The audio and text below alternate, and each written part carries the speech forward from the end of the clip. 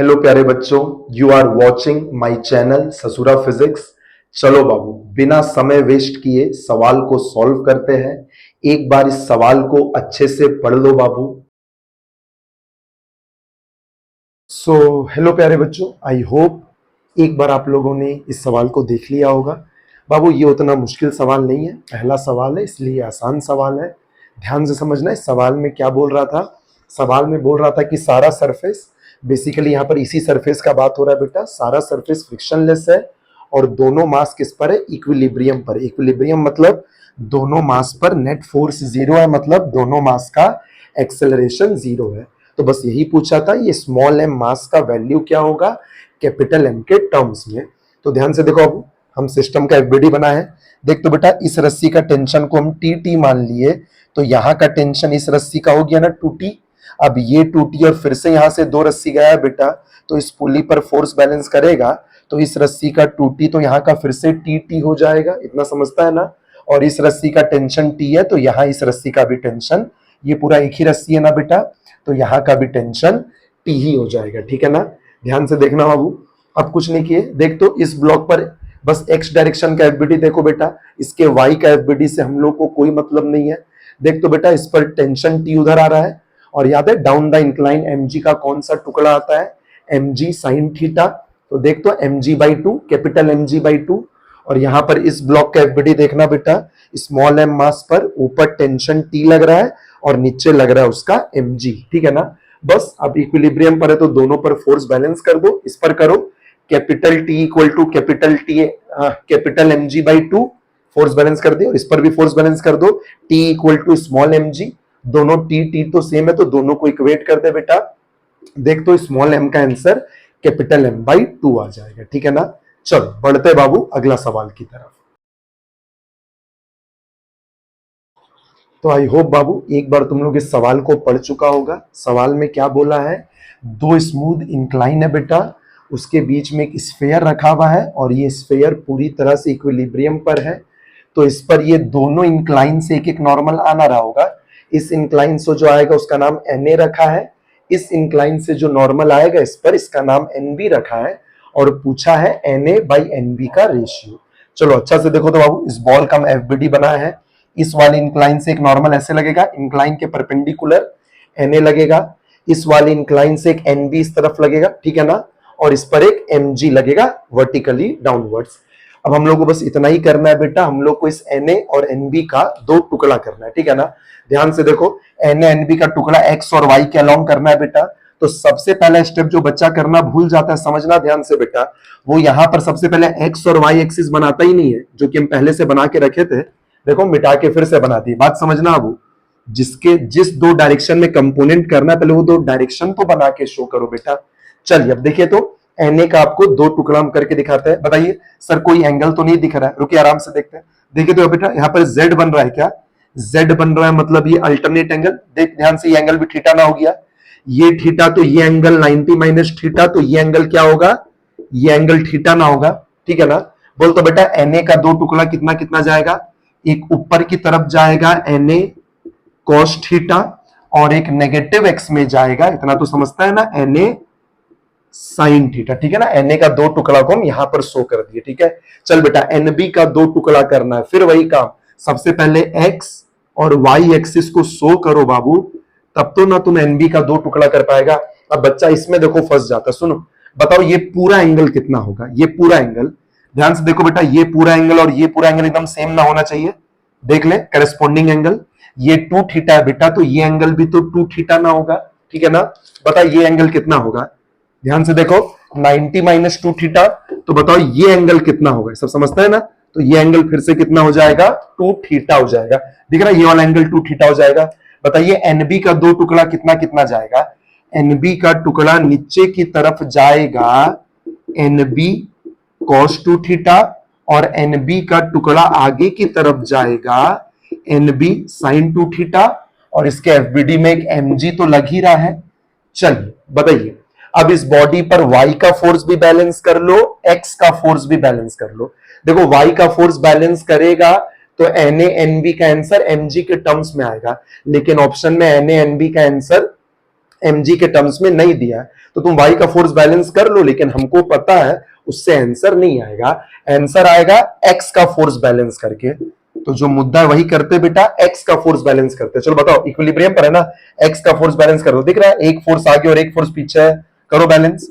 NB sine 2 theta minus NA sine theta equal to 0। बेटा अब इतना तो तुमको सॉल्व हालांकि करना चाहिए। बोल बेटा क्या आ जाएगा, NB साइन 2 थीटा जानता है, 2 sine theta cos theta equal to, इसको उधर भेज लो, NA साइन थीटा, साइन से साइन कटा। बोल लो बेटा NA बाई NB का रेशियो ना पूछा है, ध्यान से देखो, NA बाई NB का रेशियो कितना आ रहा है आंसर, 2 कॉस थीटा। देख लो ऑप्शन सी मैच कर रहा होगा, ठीक है ना। चलो बढ़ते हैं अगला सवाल की तरफ। तो आई होप बाबू एक बार तुम लोग इस सवाल को पढ़ चुका होगा। ये एक बहुत ही अच्छा सवाल है बाबू, क्योंकि बच्चा अक्सर इस सवाल में एफबीडी बनाने में गलती कर देता है, ठीक है ना।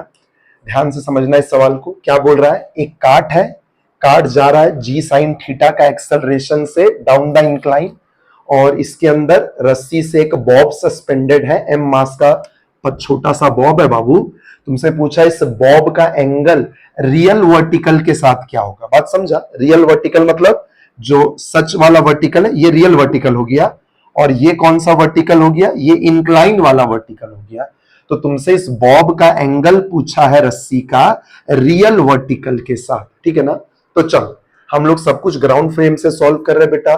तो एक बात पहले ध्यान से समझ लो, ग्राउंड फ्रेम से इस मास का भी एक्सेलरेशन डाउन द इंक्लाइन होगा ना बेटा, जी साइन थीटा। जितना काट का होगा उतना ही इस पार्टिकल का भी होगा, जी साइन थीटा, ठीक है ना। चलिए अब सॉल्व करते हैं। देख तो बेटा इस पार्टिकल के एफबीडी में ग्राउंड फ्रेम से सॉल्व कर रहे हैं, बार बार बोल रहे हैं, मतलब सिर्फ इस पर रियल फोर्स आएगा, एक टेंशन टी आएगा, और इस पार्टिकल पर जो mg आएगा उसका हम दो टुकड़ा कर दिए ना, पैरेलल टू द इंक्लाइन, याद है ना, mg साइन थीटा, और इंक्लाइन के परपेंडिकुलर याद है ना, नीचे की तरफ आता है mg cos थीटा। चलिए अब कुछ नहीं करना बेटा, बस हमको इस पार्टिकल पर F इक्वल टू ma लगाना है, x और y में इसका, याद है ना, ये x होगा और ये y होगा ना, बस हमको t का दो टुकड़ा करना है बेटा। तो अब बस यही रियल चैलेंज है बाबू, कि ये वाला एंगल पता करना है कि कितना होगा। हड़बड़ा के मत बोल देना कि ये एंगल अल्फा होगा, देख लो वो z नहीं बन रहा है बेटा, ये लाइन अलग है, ये लाइन अलग है, ये दोनों लाइन एक दूसरे के पैरेलल नहीं है बेटा। तो अब ध्यान से समझो, हमको ये वाला एंगल चाहिए। कैसे वाला एंगल निकाले, बात समझो, सुनो, ये रियल वर्टिकल है ना, ठीक है। एक काम करते हैं, एक बार इस पॉइंट पर इंक्लाइन वाला वर्टिकल बनाते हैं। देखो तो सुनो तो एक बार, इंक्लाइन वाला जो वर्टिकल होगा वो कुछ ऐसे ना खिंचाएगा, थोड़ा गौर से देखना। एक बार यहां पर इस फोटो को देखो, हम लोग अगर ये वाला एंगल पता कर लिए ना किसी तरह से, तो फिर काम हो जाएगा। बात समझो, ये ब्लू वाला लाइन इस ब्लैक वाले लाइन के पैरेलल है, तो ये देखो z बन रहा है, पर ये वाला एंगल तो नहीं ना पता है बेटा, ये पूरा ना अल्फा है। रुको ना, अभी हम ये पता करते हैं, बस थोड़ा सा ध्यान दो मेरे साथ। देख तो बात समझ, तो बता तो एक बार, ये एंगल थीटा ना दिया हुआ है, ये थीटा, तो बता तो, देख तो यहां पर हम वैसे एकदम सेम ये वाला वर्टिकल खींच लिए, देख तो, और ये इंक्लाइन वाला वर्टिकल, बता तो ये थीटा, ये 90, तो क्या ये नहीं होगा बेटा 90 माइनस थीटा। बात समझ, तो ये एंगल कितना होगा, थोड़ा देखना पड़ेगा, ये एंगल थीटा होगा, और चेक करो ये एंगल और ये एंगल एकदम सेम एंगल है, ये वाला एंगल थीटा, ये थीटा, तो ये भी थीटा, मेरा बात सुनो, और ये पूरा एंगल अल्फा था ना बेटा। तो बता ना ये एंगल कितना हुआ, ये एंगल तो हुआ अल्फा माइनस थीटा ना, नहीं समझा, ये एंगल अल्फा माइनस थीटा ना हुआ। बाबू तुमको थोड़ा आराम से अपने से अपना रफ कॉपी में इसको थोड़ा ड्राइंग बना के सॉल्व करना पड़ेगा, तभी होगा। देख बेटा ये एंगल अल्फा माइनस थीटा, तो बस अब पता चल गया कि ये एंगल भी कितना है, अल्फा माइनस थीटा। तो अब बता इस पार्टिकल का क्या क्या फोर्स लगेगा। देख तो पार्टिकल का इधर लग रहा था mg साइन थीटा, इधर लग रहा था mg cos थीटा। सुनो, t का इधर कितना कंपोनेंट जाएगा, t cos alpha minus theta, और t का इधर पैरेलल टू द इंक्लाइन कितना जाएगा, t sign theta minus alpha. सुनो, और इस पार्टिकल का y में तो कोई एक्सेलरेशन नहीं है, पर x डायरेक्शन में तो एक एक्सेलरेशन है ना बेटा, इधर की तरफ डाउन द इंक्लाइन, जितना इस काट का एक्सेलरेशन है which is g sine theta. बस बस हो गया। चलो अब एक्स डायरेक्शन में F equal to m a लगा दो। एक्स डायरेक्शन में F equal to m a, बता एक्स डायरेक्शन में दो फोर्स आ रहा है ना, इधर देखो m g sine theta plus T sine theta minus alpha equal to m a का वैल्यू पुट करो तो जी साइन थीटा, अपने से करो, इतना भी बच्चा मत बनो। ए का वैल्यू पुट करो जी साइन थीटा, क्या m g sine theta, m g sine theta cut हो गया। बता बेटा यहां क्या बचा, बचा T sine alpha minus theta equal to zero. T भी गया जीरो में तो जीरो हो गया। बता बेटा sine alpha minus theta equal to zero, sine कचड़ा जीरो कब होता है, साइन जीरो ना जीरो होता है, it means alpha minus theta equal to zero. That means alpha का आंसर किसके बराबर आ गया, थीटा के बराबर आ गया। चेक कर लो ऑप्शन ए या बी में से कोई एक ऑप्शन मैच कर रहा होगा, ठीक है ना। भाव एक बहुत ही सुंदर क्वेश्चन था क्लास 11 का बच्चा के लिए, चाहे वो पास आउट का बच्चा हो। पहली बार में बच्चा लोग से सवाल नहीं बनता है क्योंकि एंगल देखने में बहुत ज्यादा दिमाग लगता है, ठीक है ना बाबू। चलो बढ़ते बेटा अगले सवाल की तरफ। सो आई होप बाबू एक बार आप लोग इस सवाल को पढ़ चुके होंगे।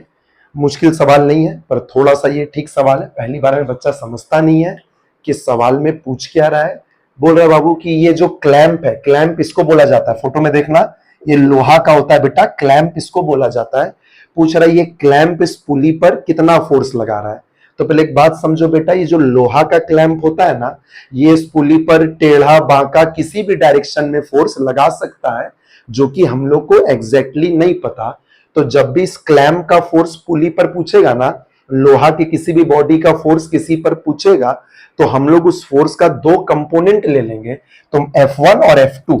तो मान लो ये जो क्लैंप है इस पुली पर दो डायरेक्शन में फोर्स लगा रहा है, एक एक्स में और एक वाई में, F1 और F2, ठीक है ना। चलो अब देखो तो फोटो देख लो, ये पुली पूरी तरह से रेस्ट पर है ना, तो चलो हम लोग पुली का एफबीडी बना रहे हैं और पुली पर फोर्स बैलेंस कर लेंगे एक्स और वाई का, ठीक है।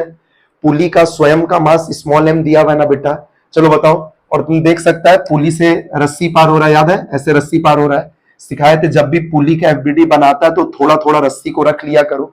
बता इस रस्सी से टेंशन किधर आएगा, टी पीछे की तरफ देख लो, और इस रस्सी से टेंशन किधर आएगा, टी नीचे की तरफ देख लो। वही हम शो किए, और क्वेश्चन ने पुली का मास स्मॉल एम ना शो किया बेटा, तो पुली का एमजी भी बना लो। चलो बताओ सबसे पहले पुली पर फोर्स बैलेंस करो, करो तो मेरे साथ साथ। पुली पर एक्स का फोर्स बैलेंस कर मेरे साथ, बता बेटा एक्स में क्या क्या आ रहा है, F1 आ गया और एक टी पीछे, तो पहला आंसर आया F1 इक्वल टू टी। और पुली पर वाई का फोर्स बैलेंस करो गौर से, F2 ऊपर टी नीचे और स्मॉल mg नीचे, तो बोल बेटा F2 equal to small mg plus T. कुछ नहीं, अब बताओ ये क्लैम का F1 F2 का आंसर आ गया, तो क्लैम का नेट फोर्स का आंसर क्या होगा, बोलो बेटा under root of F1 square plus F2 square. करना बेटा F1 square plus F2 square क्या पुट करेगा, अंडर रूट ऑफ, बोल बेटा F1 का वैल्यू तो T है, T का स्क्वायर प्लस F2 का वैल्यू कितना है बाबू, mg प्लस T का होल स्क्वायर। यही आंसर होगा इस क्वेश्चन का। बस अब एक आखिरी चैलेंज कि सर इस T का वैल्यू कहां से पुट करें, उसके लिए बेटा इस ब्लॉक का एफबीडी बना लो। ये ब्लॉक भी तो रुका हुआ है ना, इसका मास है ना कैपिटल एम, तो इस पर लगाओ कैपिटल एम, जो रस्सी का टी ऊपर ना लगेगा, तो टी का वैल्यू कितना आ गया, यहाँ पर टी का वैल्यू आ गया कैपिटल एम जी। तो बस बाबू टी का वैल्यू को पुट कर लो कैपिटल एम जी, करो तो यहाँ पर, तो ये क्या हो जाएगा कैपिटल एम जी का स्क्वायर, और यहां पर क्या हो जाएगा कैपिटल एम जी। देख तो बेटा पूरे से जी स्क्वायर कॉमन आके जी रूट से बाहर आ जाएगा। बोल बेटा फाइनल आंसर क्या आ गया क्लैंप के फोर्स का, capital m square plus small m plus capital m का होल स्क्वायर, और ये जी तो रूट के बाहर ना आ जाएगा। देख लो ऑप्शन डी शायद मैच कर रहा होगा, ठीक है ना बाबू। चलो ठीक है ना, चलो बढ़ते बाबू अगला सवाल की तरफ। सो आई होप बाबू एक बार आप लोगों ने सवाल को पढ़ लिया होगा। एक ठीक सवाल है बाबू लॉज ऑफ मोशन का, बच्चा लोग इसमें एफबीडी बनाने में कंफ्यूज करता है।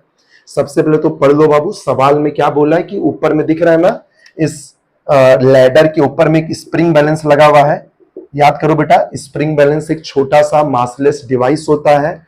स्प्रिंग बैलेंस का काम याद करो, तुम लोग सीखा था, स्प्रिंग बैलेंस का काम होता है रस्सी का टेंशन मेजर करना, और स्प्रिंग बैलेंस का रीडिंग का फॉर्मूला याद करो T बाई जी केजी में होता है, याद है ना। स्प्रिंग बैलेंस का रीडिंग T/G kg होता है।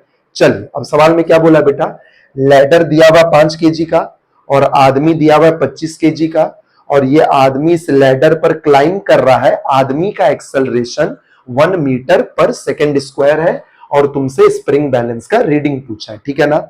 सबसे पहले बताओ आदमी का एफबीडी में कौन कौन सा फोर्स आएगा। एक तो आदमी का mg आएगा, 25 kg का आदमी है तो 250 250, और इस आदमी के एफबीडी में बेटा लैडर से एक नॉर्मल बीन आएगा। सोच के देख बेटा, जब लोग सीढ़ी चढ़ते हैं तो क्या ऐसे सीढ़ी को ऐसे हम लोग ऊपर से पकड़ते हैं क्या? तो बताइए ये सीढ़ी मेरे हाथों पर एक रिपेलिंग फोर्स, एक ढकेलू फोर्स नॉर्मल नहीं लगाएगा बेटा। समझ, सीढ़ी को हम लोग ऐसे ऊपर से ऐसे पकड़ते हैं तो ये सीढ़ी जो ये आदमी के हाथों पर नॉर्मल ऊपर ना लगाएगा बाबू, और आदमी का हाथ इस सीढ़ी पर नॉर्मल नीचे ना लगाएगा। सबसे पहले बताओ आदमी का एफबीडी क्या होगा, एन ऊपर और उसका mg नीचे, और एक्सेलरेशन अपवर्ड 1 है। आदमी पर लगा दो F equal to ma, n minus 250 equal to mass है 25 इंटू एक्सेलरेशन है 1, वहां से नॉर्मल का वैल्यू आ गया 275 न्यूटन, ठीक है। अब इस सीढ़ी का एफबीडी बनाओ लैडर का। लैडर पर एक तो रस्सी का टी आ रहा अपवर्ड्स, आदमी के हाथों से नॉर्मल आ रहा डाउनवर्ड्स, अभी सिखाए थे ना, और इस लैडर का मास है 5 kg तो mg आएगा 50। बाबू बात समझो, ये लैडर तो रुका हुआ है ना, तो लैडर का तो एक्सेलरेशन 0 ना होगा बेटा। लैडर पर तीनों फोर्स को बैलेंस कर दो। बता t minus n minus 50 equal to 0।